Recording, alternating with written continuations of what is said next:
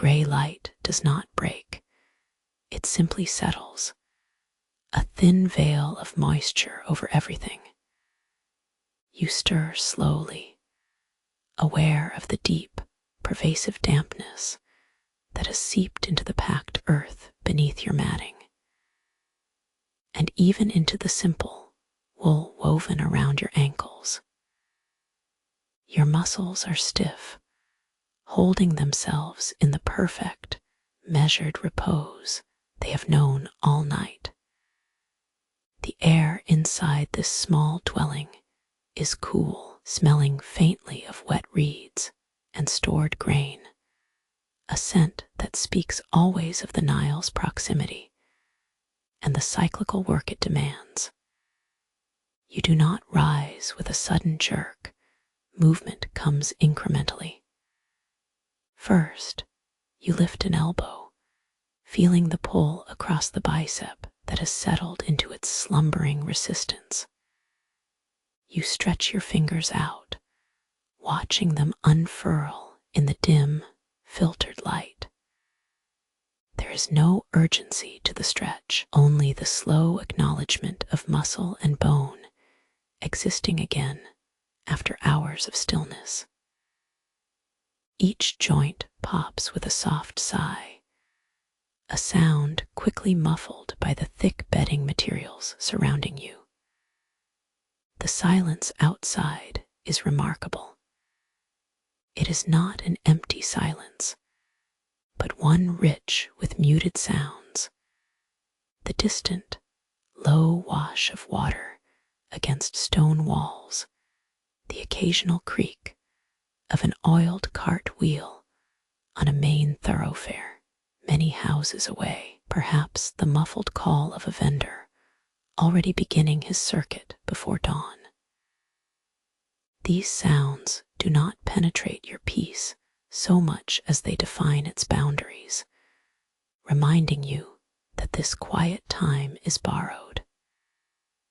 Carefully, you push yourself into a sitting position, allowing gravity to manage the rising effort in your core.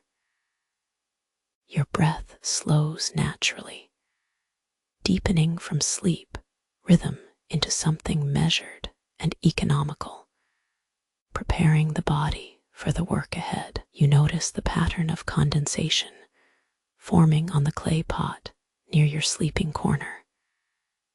It is a perfect, ephemeral sketch of the sky reflected by the surrounding moist air. This small detail anchors you in the precise moment, the time just before the city fully awakens, when all potential energy seems suspended. You slide your bare feet onto the cool dirt floor.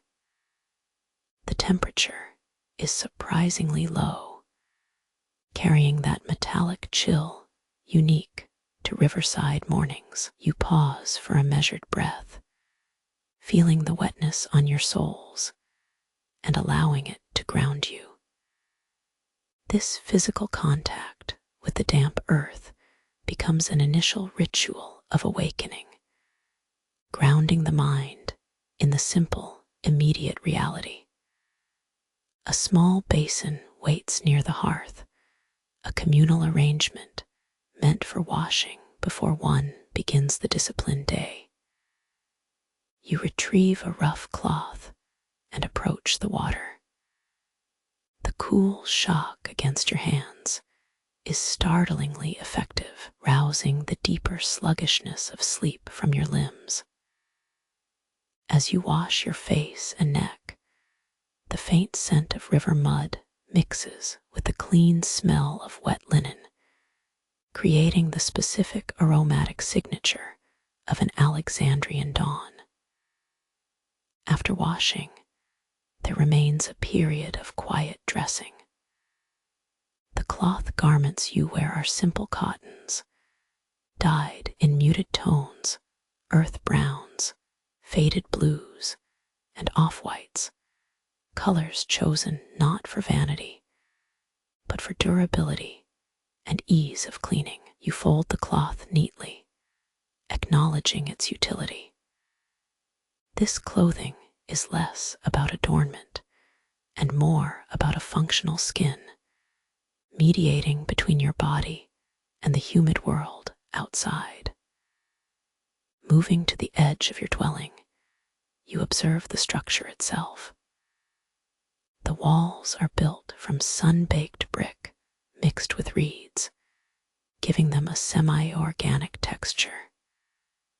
You notice how the design maximizes the available coolness, ensuring that even when the midday heat arrives, there remains a slight pocket of shadow and respite within the covered passageways.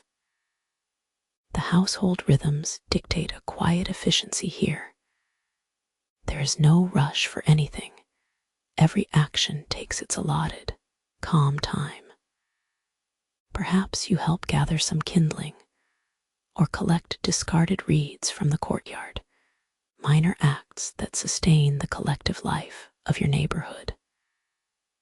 The task requires stooping and straightening, movements that engage different muscle groups and wake them with a low, satisfying ache as you prepare to leave, crossing back through the muted thoroughfare.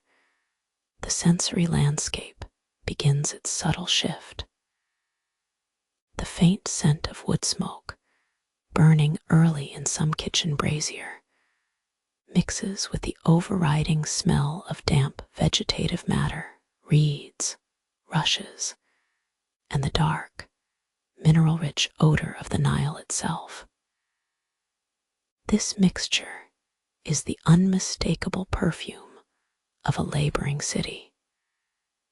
You begin your journey outward, heading away from the immediate residential density and towards the great green expanses that hold the raw materials of your craft.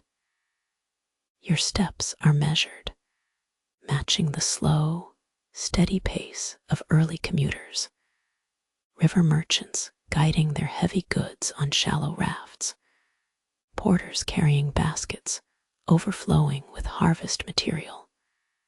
People who have simply begun their days walk through the cooler air. The alleys you traverse are narrow, barely wider than a man walking sideways. They undulate between the foundational blocks of permanent structures and haphazard additions built over centuries. You observe the careful stacking of materials, baskets woven tightly from plant fibers, bundles of uncut papyrus reeds secured by rope, stacks of finished clay pots waiting to be fired. Everything here speaks of utility and continuous circulation. There are no grand gestures or dramatic sights, only the constant, patient rhythm of human effort meeting natural abundance. You notice a child playing with discarded bits of polished shell, its small movements drawing attention momentarily before they are absorbed back into the necessary trajectory of adult industry. The early morning sunlight begins to penetrate more strongly now. No longer diffuse gray, but a creamy gold that slants sharply between the tightly packed houses. This light illuminates the dust motes dancing in the air and makes the wet surfaces, the cobblestones, the reeds themselves, gleam with transient moisture. You feel the subtle shift in the humidity. The initial cold dampness is giving way to a warm, thick embrace. As you move further from the residential core, the architecture gradually changes. The structures become sparser, more dedicated entirely to the flow of commerce and material life. The buildings seem less like homes and more like extensions of the necessary process. Storage sheds, workshops, small processing kiosks along the pathway. The atmosphere becomes heavier, imbued with a humid potential that promises heat, but holds it back with the slow motion of the dawn. You find yourself becoming acutely aware of your own breathing, deep, steady inhalations and measured exhalations, a quiet counterpoint to the sounds of the waking city. The physical act of walking becomes a meditative process of aligning breath with footfall. The central theme begins to settle softly around you, the material nature of recorded civilization. You are heading towards the reeds, the raw beginning of knowledge, and each step carries you physically closer to the heart of your craft. You contemplate how this entire structured routine, from washing at dawn to walking through these humid alleys, is all preparation for a very gentle act of transformation, turning water-fed stalks into records that will outlast the people who write them. You pass small groups gathered near a waterway. These workers are not scribes, they are collectors and transporters. Their labor is primal in comparison to your own delicate skills. They deal with sheer mass, pulling rafts, or hefting enormous baskets of reeds by hand. You watch the calloused strength in their arms, the way sweat begins to glisten on their foreheads, despite the coolness of the morning. Observing them provides a subtle education in logistics and patience. Their routine mirrors yours. Early start, predictable movement, reliance on basic muscle power against great weight. It is a chain of necessary labor that underpins the more refined work done later within the scriptoria. The scribble record depends entirely upon the collection process you are approaching. The scent intensifies here, moving beyond mere dampness to something distinctly vegetal and rich, the musky perfume of the vast marshlands. It is a smell of life in excess, of abundant growth that requires careful, methodical control to be useful. You recognize the sweet, almost intoxicating fragrance carried on the humid breeze, signaling the sheer volume of potential material awaiting you at the papyrus fields. The scent of the damp morning clings to your tunic, a blend of wet earth and river silt. You continue walking away from the neat stone pathways of the city center, turning instead down the less traveled lanes that wind toward the marshes. These alleys narrow here, pressing close around you until they feel almost secretive. The sounds of early Alexandria are fading behind you, replaced by a softer, more organic chorus. The distant lapping of water against wood, the muffled clatter of wheels on rough stone, and the occasional call of a vendor whose business starts later in the day. You find yourself moving through passages bordered by buildings that seem to have been haphazardly appended over centuries. The walls here are sun-baked mud brick, stained dark green and yellow, where moisture has crept into the mortar. Your bare feet register every slight change in the ground, the smooth coolness of packed clay giving way abruptly to rough, gritty cobblestones worn down by countless sandals. You lift your gaze upward occasionally, noticing how the roofs above are varied, some flat and covered with straw mats, others partially crumbling, showing patches of sky blue paint peeling away like dead skin. The air itself feels thicker here than in the open streets, weighted with humidity and the smell of accumulated life, a mix of cooking smoke that has been banked for hours, ripe spices carried from unseen homes, and the distinct, sharp tang of brackish water. You walk slowly, allowing your passage to mirror the steady, unhurried pace of the other early risers. They move with a knowing rhythm, their gait adjusted for uneven footing or damp patches. These are the workers whose lives are dictated by the slow pulse of physical necessity. You round a corner, and the quality of light changes dramatically. The narrow passage suddenly opens out onto an edge overlooking a larger channel of the Nile. Here, the air seems to gulp deep and release it slowly. It is cooler, carrying the unmistakable scent of river sediment and vegetation. The sounds are amplified by this openness, the steady churn of water against the hulls of small transport barges, the rhythmic creak of rope pulled taut over pulleys, and a distant, lowing sound that might be an ox, or perhaps just the wind moving through dense foliage. You continue walking parallel to the riverbank, your presence becoming part of the background hum of labor. You observe groups of men gathered near loading docks. They are engaged in preparation, but not for the scribble workshop, yet this is logistics.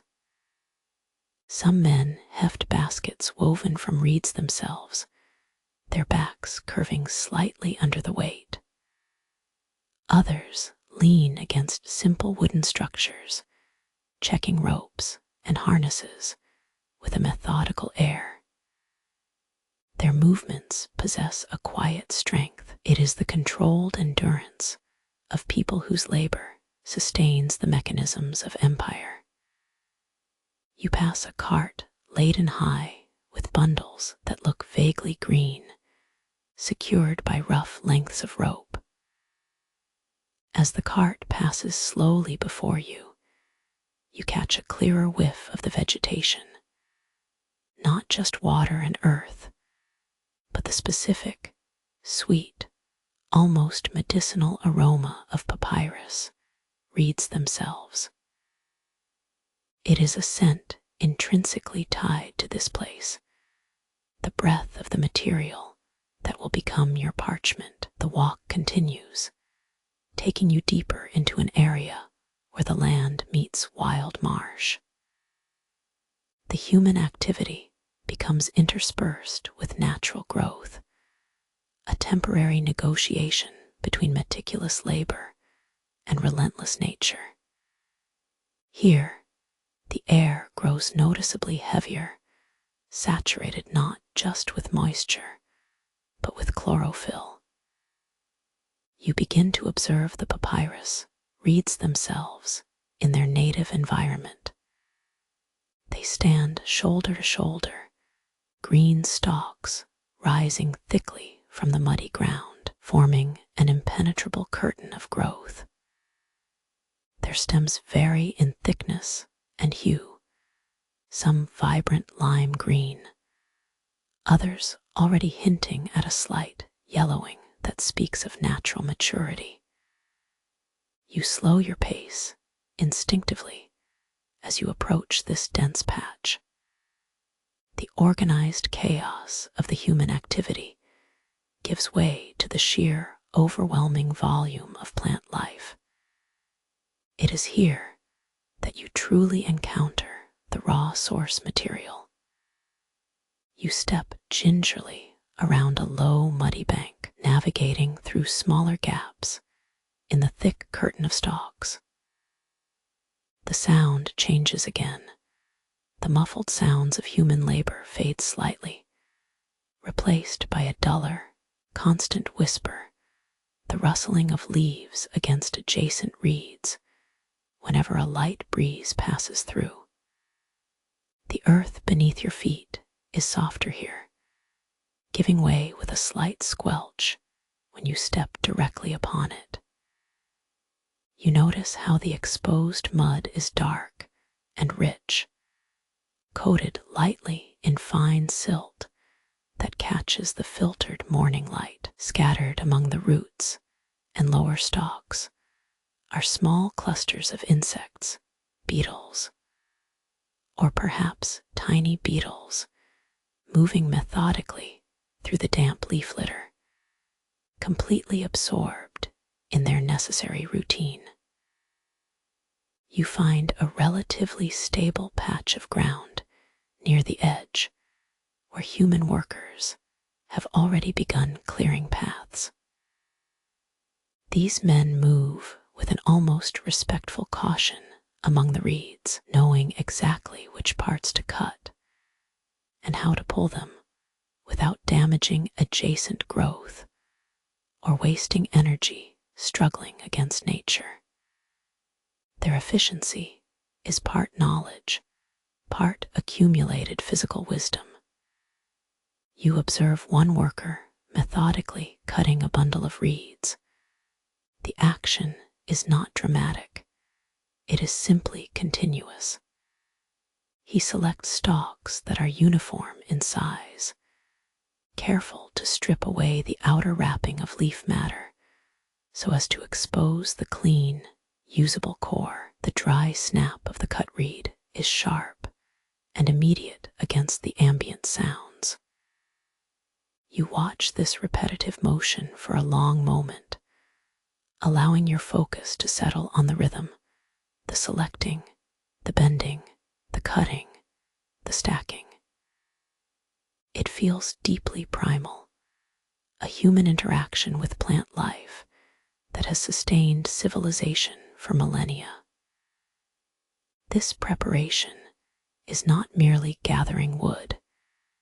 It is harvesting the foundational element of Egyptian thought and administration. You realize that every written record, from the grand pronouncements of the pharaohs to the smallest tax tally required by the temple priests, begins right here with this carefully selected stalk.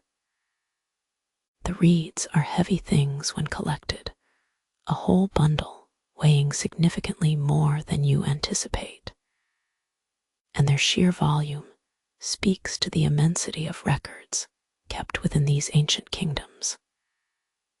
The air remains saturated and warm, pressing against your skin. You take a deeper breath, smelling not just wet plant matter, but something sharper, almost metallic, the faint scent of mineral content in the river water mixing with the vegetal sweetness. This smell is the signature of this place, productivity at its most basic and fundamental level. As you finally move away from the deepest part of the marsh, following a well-worn track laid by previous laborers, your senses start to recalibrate. The immediate wildness gives way, gradually, back toward the edge of more organized human activity. You pass simple stacks of empty woven baskets, waiting to be filled and transported. Near these baskets, small fires are being prepared not for warmth, but perhaps for drying or cleaning tools. Smoke, thin and pale gray, curls up into the moist morning air, mingling with the stronger sense of wet reed. The sun, which had been a barely perceptible wash of light hours ago, now begins to assert itself more firmly above the distant canopy. It does not beat down yet. Rather, it filters through the reeds in scattered shafts, creating moving patterns of brilliant gold and deep shadow on the muddy ground. These shifting patches of light give the entire scene a sense of slow, unfolding grandeur. You finally reach an area where other laborers are already working with harvested bundles, preparing them for transport by larger boats further upriver. Here, the rhythm shifts slightly. It is less about gathering raw material and more about engineering its movement. You observe ropes being coiled, secured against natural tension. Men pull carts through thick sludge, their efforts requiring synchronized effort and muscle memory. The sound of heavy hauling becomes a repeating percussive beat that underlines the passage of time itself. This transition marks your arrival at the preliminary processing zone. Your quiet observation settles upon the sheer volume of work required simply to move these materials from the edge of the wilderness into the central workshops. It is an immense, unending logistical undertaking, powered by human hands and simple tools over deep stretches of fertile land. The pace remains slow, nothing rushes, yet everything moves constantly toward a collective, disciplined end. You walk onward, letting your attention settle fully on the physicality of the surrounding life, the steady dip and rise of the mud bank near the river's edge, the way the weight of stacked reeds causes the wood to creak faintly, the slight shift in temperature as you move from the sun-dappled marsh into a slightly more shaded thoroughfare. Every detail contributes to a sense of profound, enduring routine. The day's craft is not sudden burst of inspiration. It is the measured continuation of skilled hands meeting reliable materials under the steady eye of time and civilization.